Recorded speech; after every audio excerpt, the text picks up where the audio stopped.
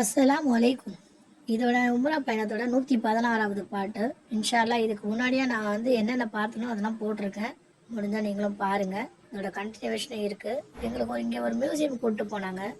இந்த மியூசியத்தில் பார்த்தீங்கன்னா அந்த காலத்தில் யூஸ் பண்ண வந்து செங்கல், இப்போ இது காமிச்சாங்கல்ல, அது வந்து தண்ணி எடுத்துகிட்டு போகிற அந்த தோல் பை, இந்த குழந்தைங்களோட தொட்டில் அந்த மாதிரி இருந்துச்சு. இதெல்லாம் அந்த காலத்தில் யூஸ் பண்ணுற அந்த ஒரு பொருளாக எங்களுக்கு காமிச்சாங்க. அதுவும் இருந்துச்சு. இதெல்லாம் பார்த்தீங்கன்னா அதான் அந்த நடுவாந்திரத்தில் அந்த அந்த காலத்தில் இருந்தவங்க என்னென்ன யூஸ் பண்ணியிருக்காங்களோ அதெல்லாம் எங்களுக்கு வந்து காமிச்சிருந்தாங்க. இன்ஷா அல்லாஹ் இன்னும் நிறைய இருக்குது. என்னுடைய வீடியோவை ஃபாலோ பண்ணுங்கள், ஃபாலோ பண்ணி பாருங்கள்.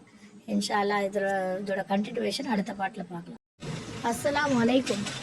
இதாங்க நேற்று போட்டிருந்தால அந்த வீடியோவோட கண்டினியூவேஷன் இது. இந்த மியூசியம் பேர் வந்து அலமௌதி மியூசியம் சொல்லிட்டு இருக்குது. மக்கால் எங்களை கூட்டு போய் காமிச்சாங்க.